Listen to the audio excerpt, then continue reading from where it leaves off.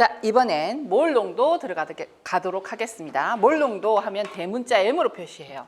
대문자 M으로 표시하는데 이것의 의미는 뭐다? 바로 몰 퍼 리터예요. 저 같은 경우에는 이게 대문자 M으로 표시하지만 대체로 계산을 할 경우 몰 퍼 리터라는 것을 풀어서 계산합니다. 그래서 이제 실수하지 않으려고. 그러면 1몰이 1몰이 1리터에 녹아있다라는 뜻이죠. 그래서 이 정의가 용액 1리터 속에 존재하는 화합물의 분자량 1몰, 몇 몰이 있는가라고 표현을 하고 있고요. 자, 여기에서 대문자로 할 때는 몰 퍼 리터예요. 근데 소문자로 해서 몰랄 농도라고 표현을 하죠. 그래서 농도를 나타낼 경우에는 몰 퍼 킬로그램입니다. 요거는 사실 우리가 아직까지 기출문제에서는 많이 나오진 않았어요. 연구사나 이러한 7급 문제에서는 나온 적은 있으나 지금 이제 9급에서는 몰 농도, 그래서 몰 퍼 리터 정도의 개념으로서 이해를 하시면 되겠습니다. 자, 그다음 이제 당량, 노르말 농도 들어가기 전에 당량을 먼저 확실히 해야 할 필요가 있는 것 같아요. 당량, 화학적으로서 반응을 하는 채소의 그 분자량이라고 생각을 하면 돼요. 그래서 이용 가능한 수소 1g의 원자 또는 화학적 등가량을 함유하는 그 화합물의 무게, 즉 이거 뭐죠? 전자 1당, 그러니까 수소 1g이라면 수소가 전자 하나를 내놓을 수 있는 거예요. 그에 해당하는 분자량이라고 할 수 있죠. 원자이긴 하지만. 그래서 원자량이라고 할 수 있죠. 자, 그랬을 때 전자 하나에 반응할 수 있는 그 화합물의 무게, g을 얘기합니다. 그러니까 전자 하나에 반응하는 그 화합물의 무게라고 하면 좀 감이 안 잡혀요. 그냥 반응하는 것에 일반적인 그 물질의 분자량이 몇 개의 전자와 반응을 하는가, 한 개의 전자와 반응을 한다 그러면 1몰 분자량이 1당량이 되는 거고, 만약에 산소처럼 항상 2 마이너 전자 2개를 두고 뺐고 받고 이렇게 하는 산소 같은 경우에는 1몰이 산소 1개가 2개의 전자를 대응을 하죠. 그러면 얘는 항상 2당량 이런 식으로 되는 겁니다. 그래서 당량은 그 화학식량 그 물질의 그램 분자량을 반응하는 것으로 나눠주는데, 그 반응하는 것을 Z라고 해요. 왜냐하면 반응하는 전자수 하나만으로 해결이 안 되니까. 그래서 일단은 이온 전하의 절대값, 앞서 얘기했던 건 CA2+면 CA의 그램 분자량을 2로 나눠주는, 그게 Z가 2가 되는 거고요. 그다음에 수소, 산과 염기가 반응을 한다라고 하면 염기 같은 게 수산화기 1당량에 해당되는 반응할 수 있는 그 물질의 1몰 분자량, 이렇게 1g 당량이라고 할 수가 있겠죠. 그래서 그 물질의 분자량으로 하는 것보다는 반응에 관계되는 수소나 수산화, 이게 전부 1몰이 1당량으로 작용하니까, 그래서 이것의 당량이나 몰수로서 나눠주면 오히려 더 정확한 경우, 그런 경우가 있게 되고, 그래서 갑자기 딱 생각 안 나는데 우리 교재에 아마 있는 게 이걸 거예요. H2SO4는 얘는 항상 뭐죠? SO4 2-와 그리고 2H+예요.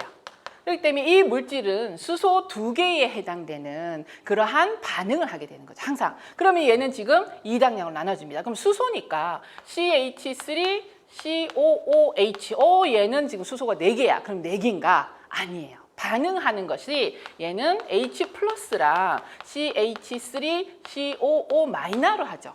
그러니까 반응에 관계되는 수소와 또는 수산화기에 해당되는 것만큼이 바로 이 Z에 들어갈 수 있는 숫자다라는 것이고요. 그 다음에 요게 이제 화학 반응식을 알아야 되는 제일 마지막 3번. 자, 3번 같은 경우에는 진짜 실제로 산화하는 반응에 전자수가 왔다 갔다 하는 거. 예를 들면 우리 교재에 나와 있는 게 가장 쉽죠. 뭡니까? K2CR2O7 뭡니까? 바로 COD 분석할 때 중크롬산 칼륨. 얘가 물에 들어가게 되면 어떻게 되냐면 K+, 그 다음에 CR2O7의 E-.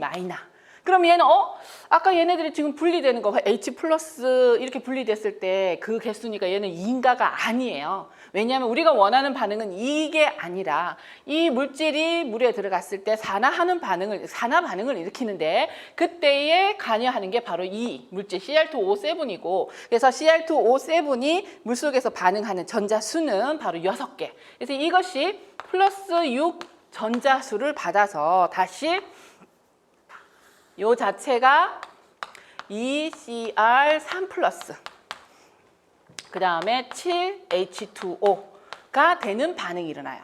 그래서 여기에 지금 산화크롬이 중크롬산 칼륨의 Cr2O7 이 산화크롬이 뭡니까? 반응을 하게 되는데 그 반응에서 우리가 요구하고자 하는 화학적 반응이 일어나고 그때에 주고받은 전자수가 총 6개이기 때문에 이 중크롬산 칼륨에 있었을 때의 당량이라고 한다면 이것의 1몰 분자량에다가 뭘 나눠준다? 2가 아닌 6을 나눠준다.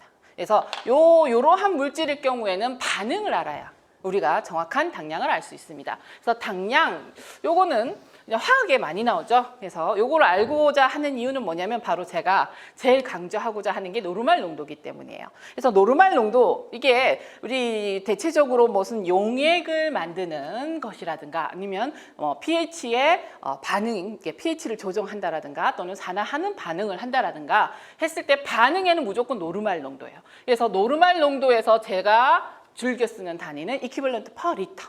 그래서 노르말 N이라고 쓰고 equivalent per liter라고 읽는다. 그래서 이건 모든 반응에 있었을 때에 계산식에서 이 반응이 있다 하면 바로 이 노르말 농도로서 여러분이 적용을 하면 별로 어렵지 않게 적용할 수 있습니다. 그래서 그람 퍼 리터 노르말 농도로서 표현을 하게 됩니다. 노르말 농도, 이거는 이제 문제를 풀면서 적용을 하시면 되겠고요. 참고적으로 EPM이 있어요. EPM은 그냥 참고적으로 아시면 될 것 같아요. 아직 기출문제를 통틀어 봤을 때 나온 경우가 없는데 단지 이제 당량을 표현하게 되니까 우리가 미리그램 퍼 리터로 했을 때 어떤 물질의 1mg 퍼 리터, 2mg 퍼 리터, 수소의 1mg 퍼 리터는 그 다음에 산소의 1mg 퍼 리터가 반응할 수 있는 것은 다르죠. 그래서 미리그램 퍼 리터로 표현을 하게 되니까 전부 한계가 있어. 그래서 우리가 반응하는 것에 대한 물의 농도로서 표현하고자 하는 게 바로 EPM입니다. 그래서 EPM 같은 경우에는 1리터에 1ml 이퀴벌런트가 녹아 있다. 요게 요 단위예요. 자, 그래서 예를 들면 CaCO3 얘 1몰 분자량이 100이죠. 근데 이게 만약에 50mg 퍼 리터가 있다라고 한다면 얘는 지금 CA2 플러스 CO3 2마이 나기 때문에 2당량이 반응하니까 2분의 100 해서 1당량은 얼마? 50이에요. 그래서 50mg일 때 얘는 1ml 이퀴벌런트죠. 그래서 50mg 없어지게 되면 1ml 이퀴벌런트 퍼 리터로서 1 EPM입니다. 그래서 어떤 물질이 반응을 하면 몇 당량이 있다. 1리터에 몇 미리 당량이 있다 라고 표현하고 바로 표현하고자 하는 단위가 바로 EPM이다 라는 것이고요. 아직까지는 우리가 시험 문제에서는 미리그램 퍼 리터로 나타내고 노르말 농도를 두면서 우리가 그것을 가지고서 반응과 관계된 관여할 수 있는 부피 또는 요구되는 양, 농도 이러한 것들을 계산한다 라고 보시면 되겠습니다. 자, 노르말 농도, 몰 농도는 간단하게 정의만 했습니다만 이후에 다른 개념들의 기본이 되는 단위들이라고 보시면 되겠고요. 그 다음에 이제 pH 들어갑니다. 자, pH는 다양한 분야에서 수질에 있었을 때 가장 기초적인 분야라고 할 수가 있죠. 다양한 분야에서 표시가 되고 있습니다만 특히나 수질에 있었을 때에 기초적으로서 많이 적용되는 분야입니다. 그래서 얘는 정의부터 막 힘을 줘요. 처음부터 pH라는 것이 뭐다? 바로 수소이온의 몰 농도의 역수의 상용대수를 취한 값. 우리나라 말로 하니까 조금 길죠. 그래서 저는 수식으로 표현하는 게 더 좋아요. 그래서 pH는 뭐다? 수소이온 농도. 이게 지금 몰 농도로 표현하죠. 그래서 노르말 농도는 반응으로 표현하지만 보통 이렇게 표현되는 건 다 몰 농도예요. 그래서 몰 퍼 리터라고 보시면 되는데, 자, 그래서 수소이온 농도의 몰 농도의 역수의 로그를 취한 것, 상용 로그를 취한 것을 바로 우리가 pH라고 한다. 다시 얘기하면 마이너스 로그 수소이온의 몰 농도라고 보시면 돼요. 그래서 이것에 대한 정의를 물어보는 기출문제도 의외로 많더라고요. 최근 들어서는 그렇게 보진 못했습니다만 이렇게 일단 수소이온 농도의 정의를 알게 되고요. 정의에서 또 유추해서 뻗어나갈 수 있는 게 뭐냐면 물에 대한 기본적인 특징. 그래서 수질 같은 경우에는 물 수자원의 특징도 있고 물의 기본적인 특징도 물어보는 문제가 있어요. 간간히 나옵니다. 자, 그랬을 때 우리가 보통 25도씨를 기준으로 해요. 25도씨를 기준으로 했을 때 물의 이온화적이 10의 마이너스 14제곱승. 자, 그러면 여기에서 pH가 이거다라면 POH, P라고 붙이는 게 마이너스 로그 그 물질의 농도. 자, 그러면 여기에서 POH니까 마이너스 로그 수소하나 이온 농도. 자, 그러면 여기에 있었을 때 거꾸로 하면은 여기 지금 수소 이온 농도는 거꾸로 여기를 넘기면 마이너스 10의 마이너스 pH. 요거 바로 계산이 될까요? 자, 여기에서 마이너스를 넘깁니다. 그러면 마이너스 pH는 로그 수소이온 농도. 그러면 로그를 없애면 10의 제곱승. 그래서 10의 마이너스 pH는 수소이온의 몰 농도 해서 이렇게 되고요. 수산화이온 농도도 마찬가지죠. 그래서 수산화이온 농도는 10의 마이너스 POH가 되는 것이죠. 자, 그러면 여기에서 얘를 그대로 대입을 하면 뭡니까? 10의 마이너스 pH 곱하기 10의 마이너스 POH가 되고요. 얘는 지금 곱하기니까 10의 똑같은 10의 제곱승이니까 마이너스로 묶을 수 있죠. 그럼 pH 플러스 POH는 이게 10의 마이너스 14예요. 그래서 10의 마이너스 14제곱승을 없애면 pH 플러스 POH는 뭐다? 14. 그래서 요거 중간중간 요거 그리고 이거 그리고 마지막 이거 얘네들을 막 섞어놓고 이 중에서 하나 틀린 거 찾아라. 그래서 하나만 틀리게 적어놓고 이런 식으로 문제가 나오죠. 그래서 수소이온 농도의 그러니까 정의에 대해서 요 한 가지 가지고도 문제가 다양하게 나올 수 있죠. 그건 뭘 얘기하느냐? 이제 pH 수소이온 농도란다. pH에 대한 정의만으로도 다양하게 문제가 나올 수 있다는 건 pH는 정의부터 완벽하게 이해를 하고 있어야 된다라는 걸 의미하죠. 자, 그럼 pH는 그럼 수소이온 농도의 역수의 상용대수를 취한 것으로만 기억하면 될까? 그럼 왜 이 pH를 만들었을까? 자, 수소이온 농도와 수산화이온 농도 대응하는 걸 보면서 얘네들은 뭐죠? 물이에요, 물. 그렇죠. 수질에 있었을 때에 물이 그 안에서 물질을 녹이는 탁월한 용매라는 특징을 갖고 있는데 이렇게 마이너스 또는 플러스로서 음이온, 양이온을 갖고 있어요. 그러니까 양이온은 음이온을 잡아당기고 음이온은 양이온을 잡아당기는 것. 탁월한 용매로서의 성질을 갖고 있고 그렇다고 해서 얘네들이 지금 많이 녹느냐? 그건 아니죠. 10의 마이너스 14제곱승이니까 상당히 작은 양 녹음에도 불구하고 물은 많은 이온 물질들을 녹일 수 있다는 걸 알 수 있습니다. 자, 그럼 물은 이렇게 수소나 수산화이온 농도를 갖고 있다면 이 수소이온이 많으면 뭐가 된다? 산성. 그다음 수산화이온이 많으면 알칼리성. 따라서 pH의 값을 보면서 이 물이 산성이구나 알칼리성이구나 라고 나눠지고 자, 산성인 물의 특징은 뭐냐라고 본다면 수소이온 농도가 많기 때문에 얘네들은 부식성이 강해요. 그래서 어떤 물질을 이온으로 많이 녹입니다. 자, 어떤 물질들을 무기질. 그래서 우리가 크게는 유기물질과 무기물질로 나눠지는데 수질에 있었을 때 유기물질은 기본적으로 물에 용해되지 않는다예요. 그래서 용해되지 않는다는 개념이 뭐냐면 이 물질이 앞서 얘기했던 것처럼 CaCO3면 물에 녹았을 때 CaE 플러스와 CO3 이 마이너로 분리가 되죠. 이건 용해된다예요. 플러스와 마이너스 이온으로 완전히 쪼개지는 것. 그런데 우리가 설탕을 물에 녹이면 얘네들은 설탕 덩어리들 뭉쳐있던 게 작은 한 덩어리로 부서져서 물 분자 사이사이에 들어갈지언정 이 안에 이온으로 분리되지는 않아요.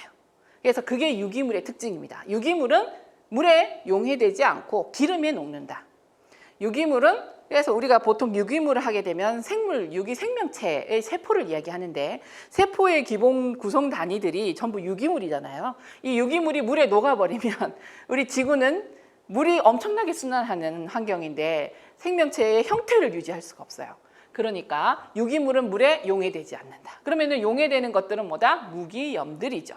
무기염들을 물에 용해시킨다. 이고 산성인 물, 즉 수소이온이 많으면 그러한 무기염들을 전부 플러스 마이너스로 이온화시키는 것을 잘한다 라고 보시면 돼요. 그 다음에 그럼 알칼리성이 되면 어떻게 될까? 자, 알칼리성이 되면 우리가 대부분은 그렇지는 않으니까 다 모든 물질이 그런 건 아닙니다만 우리가 수처리에서 적용하고 있는 침전물을 형성하는 물질들은 대부분 다 어디에서 많이 침전물을 형성한다? 알칼리성인 상태에서. 수산화기가 많게 되면 대체적으로 금속염들은 수산화물이라고 표현을 해요. 대표적인 게 MgOH2. 얘도 침전을 하죠.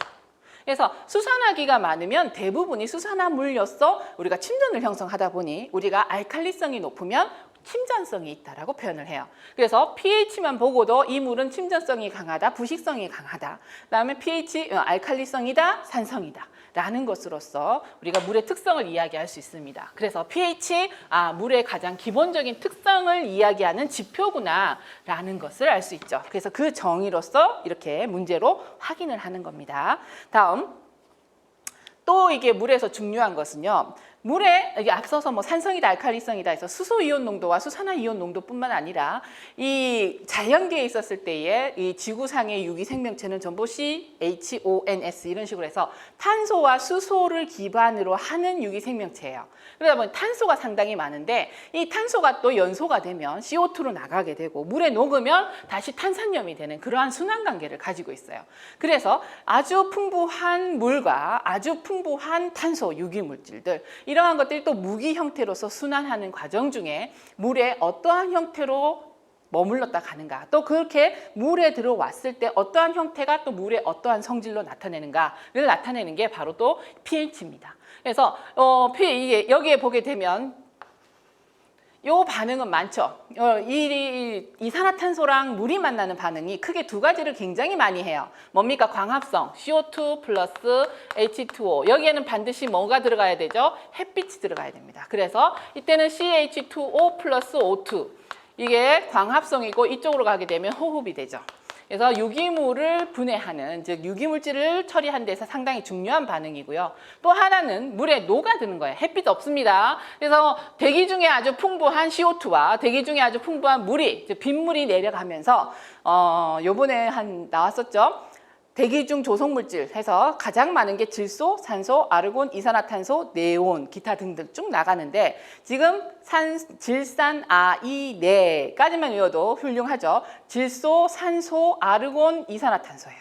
그래서 질소와 산소가 거의 99%를 차지하고 있고 아르곤이 0.9%를 차지하고 있고 나머지 미량이 0.1%인데 0.1%를 차지하는 미량 무기염 중에서 가장 많은 게 이산화탄소예요. 그래서 350ppm이 적정한데 지금 400ppm이 넘었다. 지구 위기, 기후 위기다 하고 난리죠.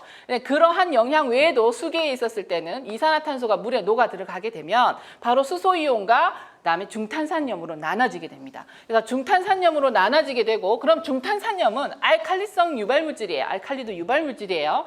그리고 중탄산염은 또 수소이온과 탄산염으로 나눠지게 되고 그리고 그러니까 그 탄산염은 또 물과 반응을 해서 수산화기를 형성을 해요.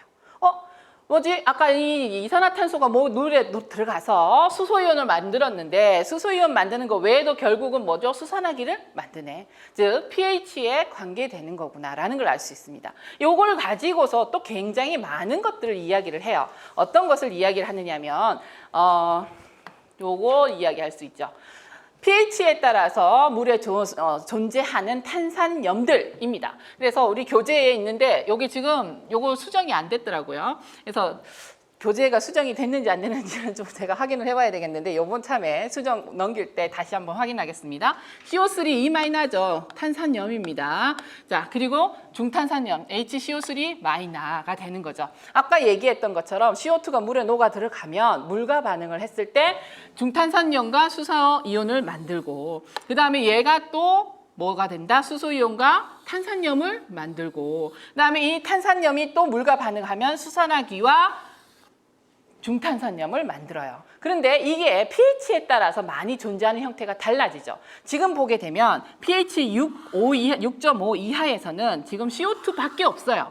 그래서 우리가 pH가 6.5 이하의 약산성인 상태에서는 탄산가스로 많이 존재한다. 그러면 거꾸로 얘기하면 탄산가스가 주도적으로 많이 있다면 물은 지금 약산성 이하다, 산성이다라는 거, 약산성이라는 거 표현하고 그래서 우리가 강우의 천연 pH가 5.6이에요. 지금 탄산가스만 많이 존재하니까. 자, 그런데 얘가 지금 물에 녹아 들어가서 수소이온과 중탄산염을 만들 때 보면 얘는 지금 pH가 이 정도에서 아주 우정을 하고 있죠. 완전히 다 차지하고 있는데 얘를 약 8.5, 8에서 8.5 사이에는 뭐가 많이 있다? 중탄산염이 대부분을 차지하고 있다라고 이야기해요. 그 다음에 8.5가 넘어서서 9에서 그러니까 8에서 9, 10 사이에는 바로 아까 얘기했던 CO3, E- 탄산염 형태로 많이 존재하는데, 자 보시게 되면 중탄산염도 존재하고 탄산염도 존재를 해요. 그래서 얘가 지금 가장 많을 때가 pH 9 정도인데 9 정도이지만 그때 아무것도 없는 건 아니에요. 그리고 그때 다시 또 뭐가 생성되기 시작해요? OH-, 수산화기가 생성되기 시작하는데, 수산화기는 지금 이 그래프가 조금 더 이쪽으로 와야 됩니다. 수산화기는 10 이상에서부터 증가하기 시작해서 11 정도에는 수산화기로 완전히 되어 있어요. 그러니까 수산화기가 많다라는 의미는 뭐냐면 바로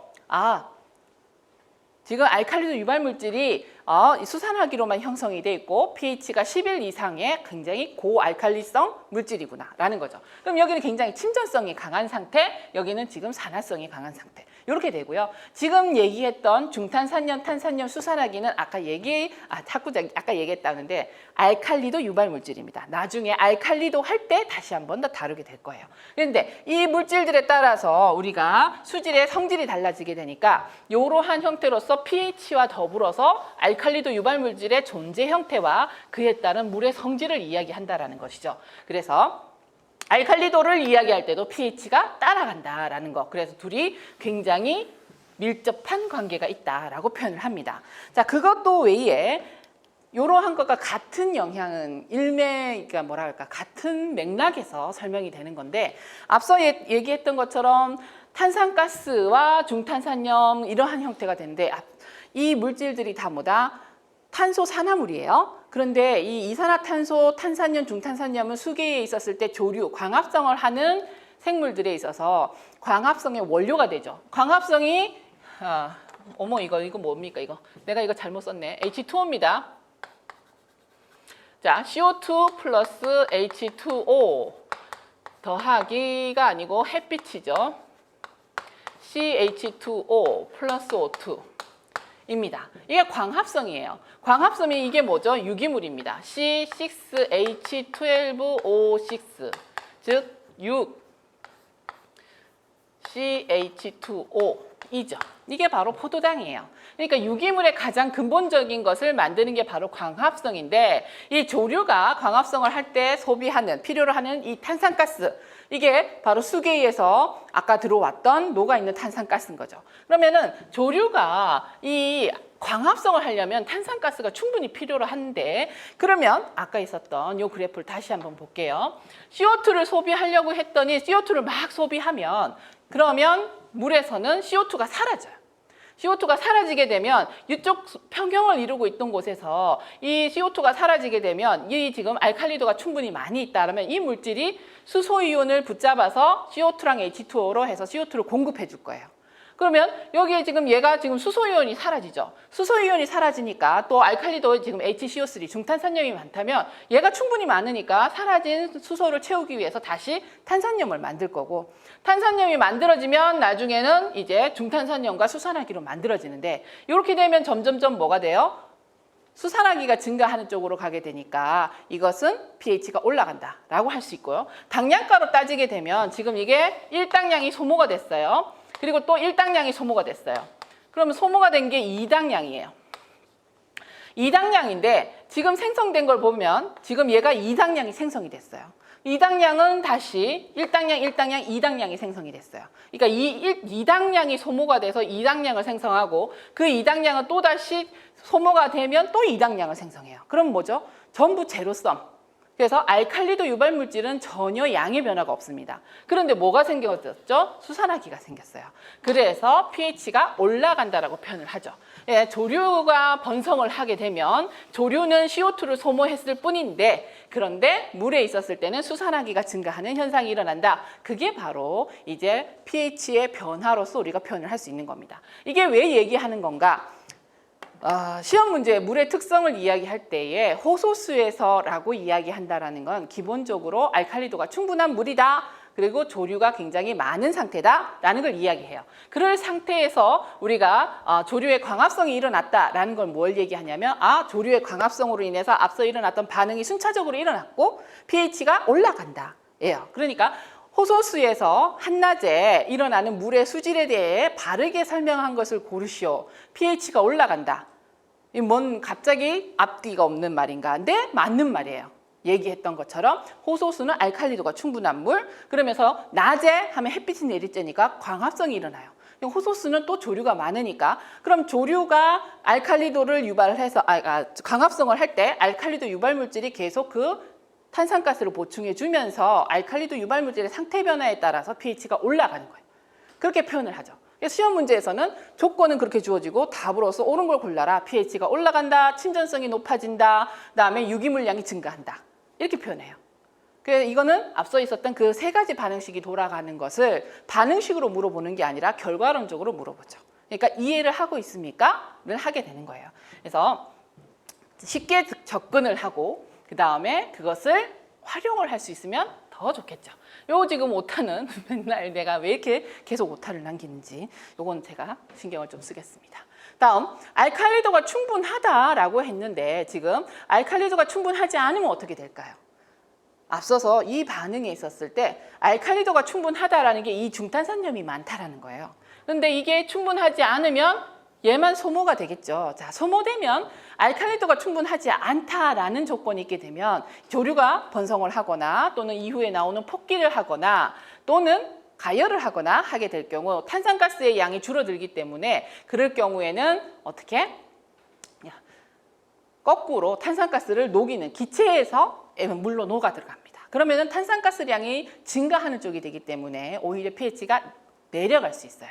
지금 요 반응이 일어나는 거는 어디까지보다 요게 중탄산염이 많다, 알칼리도가 충분하다예요. 다른 말로 또 어떻게 표현할까요? 알칼리도가 충분하다라는 말 대신에 pH가 8.5인 호소수에서 라고 표현을 하죠. 아니면 pH가 8.5인 어떤 시료에서. 그러면 여기에는 지금 자연적인 탄산의 용해도에서 pH가 8. 또는 알칼리도가 충분한 물에서라고 표현하는데 pH가 8.5라고 딱 찡하는 것은 뭐냐면 이건 중탄산염이 충분히 많다라고도 이야기를 하고 있죠. 그래서 pH로서 8에서 8.5다, 중탄산염이 많다. pH가 9 정도다, 중탄산염과 탄산염이 공존하고 있다. pH가 10 이상의 11 정도 간다. 그럼 수산화기가 알칼리도의 대부분을 차지하고 있다. 그래서 지금 pH에서부터 알칼리도 유발물질까지 쫙 연결이 돼 있고 그것이 수질에 있었을 때의 특성을 설명하는 것으로 또 연결이 돼 있어요. 그래서 지금 한꺼번에 싹 다 이해가 되시는 분은 정말 다행이고 그래도 안 된다고 하면 순차적으로 하시면 돼요. pH부터 침전성이 되는 이유가 수산화기가 증가하기 때문이다. 그럼 수산화기가 증가하는 이유는 뭐지? 그 안에 있는 알칼리도 유발물질 탄산염, 중탄산염, 수산화기가 상태 변화하기 때문이다. 자, 그런데 이 반응식을 못 외운다 하더라도 꼭 기억해야 되는 건 이렇게 조류든 폭기든 가열이든 이러한 수중에서의 탄산가스가 소모될 때 알칼리도가 충분하면 알칼리도가 상태 변화하면서 수산화기를 형성해서 pH는 올라가나 알칼리도의 양에는 변화가 없다. 이게 조금 길어도 요거는 반드시 기억을 하시는 게 좋겠습니다. 자, 요거는 이미 아까 설명을 했으니까 넘어가도록 하겠습니다. 자, 폭기 마찬가지예요. 아까 폭기도 마찬가지로 물에 폭기를 시키게 되면 뒤로 갔을 때 이게 지금 날아가게 돼요. 자, 폭기를 시킨다. 그렇게 되면 이산화탄소 수중에 많이 녹아있는 기체는 날아가게 되고 또 폭기를 시키게 되면 비접촉 면적이 커지기 때문에 기상에 있는 기체가 액상으로 많이 녹아 들어와요. 그러면 이 많이 녹아 들어가고 많이 날아가는데 그러면 어느 것이 더 우세할 것인가를 이야기할 때 딱 이 반응이 나옵니다. 알칼리도가 충분하다면 폭기를 시켜서 날아갔을 때 부족하니까 더 들어오게 하려고 할 때 얘가 미리 만들어 버려요. 그래서 중탄산염이 CO2를 만들어버리니까 공기 중에 있는 이산화탄소는 못 들어와요. 이미 충분히 있으니까. 여기에 있는 애는 계속 나가기만 하는 거죠. 그럼 얘는 계속 중탄산염은 얘를 만들어냅니다. 그러면 수소이온이 자꾸 줄어드니까 중탄산염, 남아있는 중탄산염은 또 수소이온을 만드는 작업을 해요. 그러니까 아까 조류가 광합성을 하는 반응과 똑같이 진행이 돼요. 그래서 폭기를 해도 마찬가지. 폭기를 해도 CO2가 소모되고 이를 알칼리도가 충분하면 중탄산염이 보충을 하기 때문에 알칼리도의 상태 변화가 일어나서 pH가 올라가게 되고 총 알칼리도의 양은 변함이 없어요. 똑같습니다. 이건 다 알칼리도가 충분한 상태다라는 것을 가정하죠. 가열을 해도 마찬가지예요. 그런데 단 아까 얘기했던 것처럼 수중의 알칼리도가 충분하지 않다면 폭기를 해서 날아갔으면 기상에 있는 물질이 다시 들어오게 되는데 그때 알칼리도 물질이 없기 때문에 얘는 이산화탄소가 없으니까 더 많이 녹아 들어올 수 있어요. 그래서 알칼리도가 부족한 물의 경우에는 폭기를 하거나 또는 가열을 해서 이산화탄소가 날아갈 경우 그럼 다시 재폭기에 의해서 기상에 있던 이산화탄소가 액상으로 녹아 들어오기 때문에 이산화탄소가 녹아 들어오면 탄산가스가 되고 탄산가스가 많아지면 pH가 낮아질 수 있어요. 여기까지는 아직 구급 시험이 나온 적은 없어요. 이 위까지 나오죠.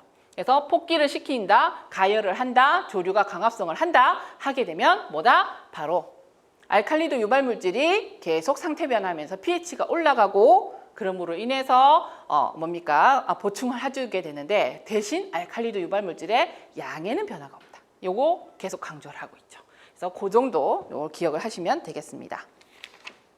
자, 그 다음 이제 pH 계산이에요. 자, pH 계산 같은 경우에는 화학에서 적용이 되고 아주 조금 기본적인 개념인데 요거는 뭐죠? 당량 대 당량. 자, 앞서서 당량을 우리가 강조하는 이유가 바로 반응이라 그랬거든요. 요게 지금 반응이에요. 그래서 산성과 알칼리성이 반응하는 거죠. NV는 뭡니까? NV는 이퀴벌런트, N이 이퀴벌런트 퍼 리터고요. 부피죠. 부피는 V, 그러니까 리터예요.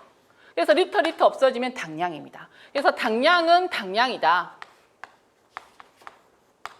그래서 반응하는 당량으로 같아진다라는 거죠. 예를 들어서 쉽게 황산 2노르말짜리 2리터가 있다. 이를 중화하기 위해서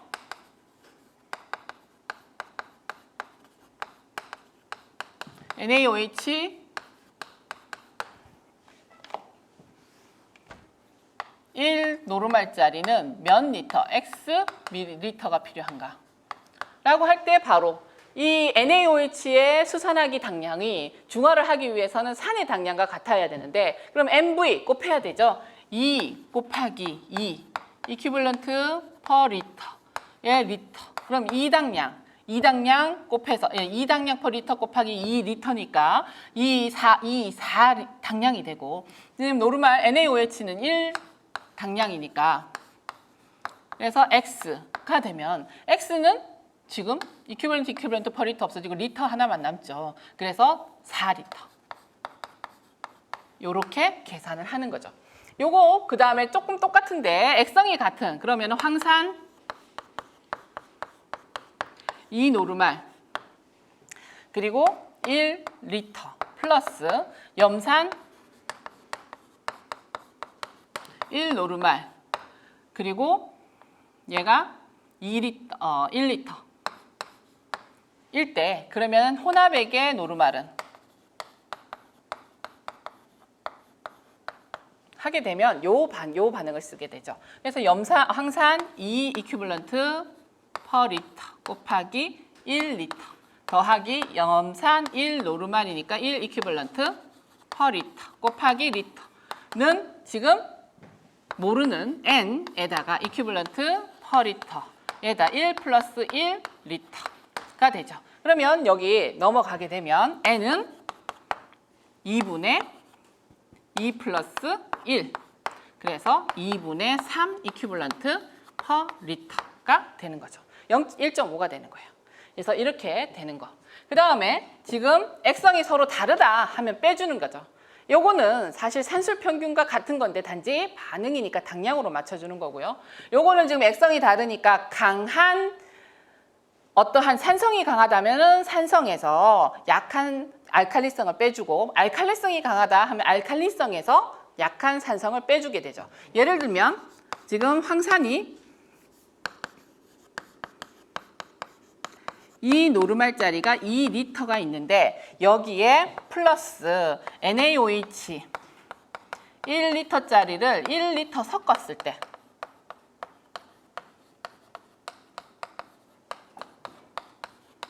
계산하라 라고 할 때 바로 요 식을 쓰죠. 그러면 황산이 지금 딱 4당량이잖아요. 그렇죠? 그리고 지금 수산화 나트륨은 1당량입니다. 누가 더 커요? 황산이 커요. 그러니까 지금 4당량 플러스 마이너스죠.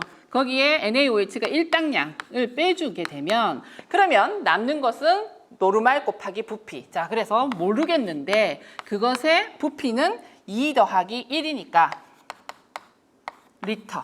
그래서 지금 요거 하게 되면 N은 이퀴벌런트 퍼 리터의 단위가 나오죠. 그래서 N은 3분의 3 이퀴벌런트 퍼 리터 해서 1 노르말이다 라고 할 수가 있는 거죠. 그래서 지금 pH 계산 같은 경우에 간단하게 이렇게 나올 수가 있고요. 그 다음에 이거는 정말 쉬운 케이스로서 기본적인 예로 하는 거고, 보통 수질에 있었을 때는 어떠한 공정에 있어서 몇 노르말짜리 어떠한 부피 얼마인 처리수가 들어왔는데, 이를 호기성 처리를 하기 위해서 중성으로 하기 위해 중화를 시킨다면 몇 노르말짜리 알칼리성을 몇 리터를 넣어줘야 되는가, 시간당 얼마를 넣어줘야 되는가, 이런 식으로 계산한 그러한 유형에 기본적으로 적용하는 식이다라고 할 수가 있겠습니다.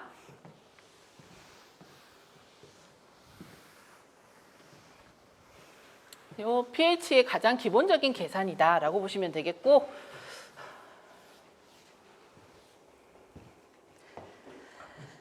다음 pH의 환경에 있었을 때 중요도. 이거는 사실 쭉 나열하면 많긴 합니다만 그때그때 나오면 확인을 해야 되고, 지금까지 언급된 것들을 정리를 해볼게요. 자, 일단 물에 대한 특성을 지금 파악할 수 있어요. 이게 부식성인가 또는 침전성인가, 이런 식으로 하게 되는데, 우리가 주로 pH를 적용하는 것은 물에 대한 상태 파악인데, 그 상태를 언제? 물을 처리하고 있을 때. 그래서 수처리 공정에 있었을 때에 수처리 공정에 우리가 운영하는 상태에 적합한가, 또는 우리가 수처리 공정에 있었을 때에 주로 화학적 처리를 하게 되면 조건이 맞춰져야 되는데, 그 조건 중에 반드시 따라 들어가는 게 pH예요. 왜냐하면 화학적 반응에 있어서 그 반응이 가장 잘 일어나는 pH가 정해져 있기 때문에. 그리고 또 앞서 얘기했던 것처럼 산과 알칼리처럼 반응을 하게 되면 그에 적정한 당량을 계산해야 돼요. 그래서 그러한 당량을 계산함에 있었을 때의 약품 주입량 계산을 함에 pH가 많이 적용하기도 하고요.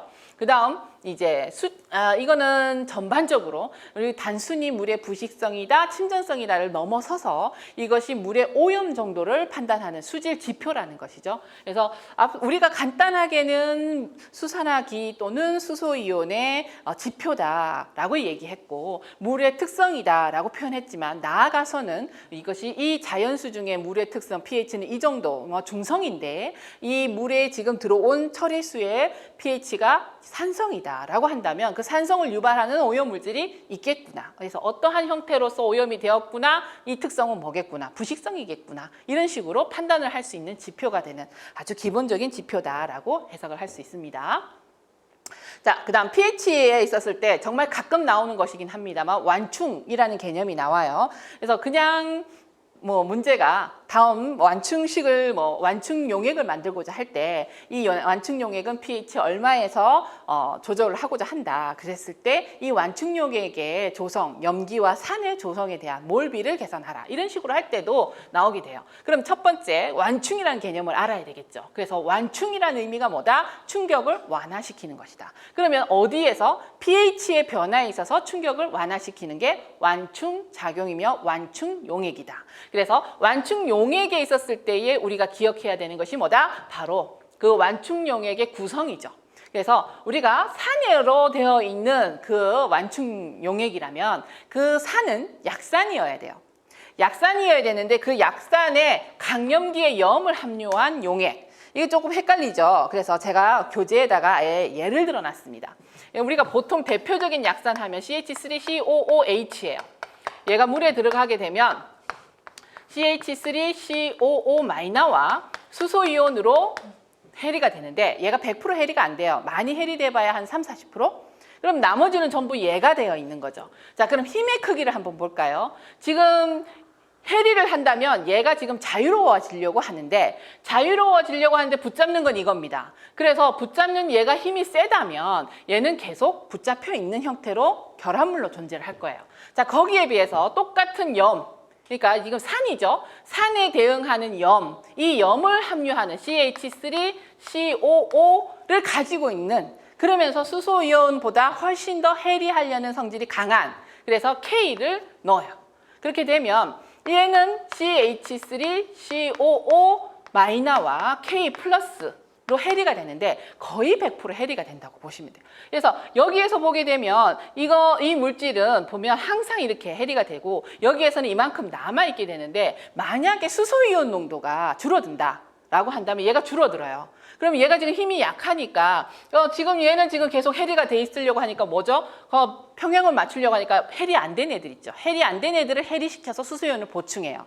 수소이온 농도가 들어왔어요. 들어오게 되니까 평형 상태에서는 얘가 어쩔 수 없이 그냥 해리가 돼 있다가 수소이온 농도가 많아지니까 얘가 항상 붙잡아서 이렇게 결합된 형태로 가버려요. 그래서 힘이 누가 더 세다? 얘가 더 세다. 그래서 약한 산에 이게 염기죠. 얘는 산이면 얘가 염기예요. 강한 염기에 얘를 함유한 다른 용액인 거죠. 그래서 완충용액은 약산과 그 약산의 강염기, 약산의 염기는 약염기 아니에요. 강염기입니다. 요게 키포인트고요. 약염기는 마찬가지, 염기도 마찬가지로 우리 교재에 있습니다. 암모니아를 예를 들었는데 약염기가 작은 강산이겠죠. 그래서 그 강산의 염을 함유한 다른 용액과 섞여 있어서 산이나 염기가 들어왔을 때 이것을 완화시킬 수 있는 상태 변화라서 완화시킬 수 있는 용액을 완충 용액이라고 하고요. 완충 방정식은 pH는 pKa 플러스 로그 염퍼산입니다. 이게 경기도 2019년도 경기도 3월인가 4월 시험에 나왔죠. 이걸 이용해서 푸는 문제가 나왔어요. 그래서 대체적으로 뭐 유형은 이거밖에 없습니다. pH 주고 조정하고자 하는 pH가 몇인데 그 완충 용액의 pKa가 얼마다. 그러면 염기와 산의 비율을 계산하시오. 또는 아예 CH3COOH랑 CH3COOK를 주고 거기에 대해서 염과 산의 몰 농도를 주면서 조정될 때 pKa가 얼마인가 이런 식으로 물어볼 수도 있어요. 그래서 이렇게 완충 방정식 정리를 해주시면 되겠습니다.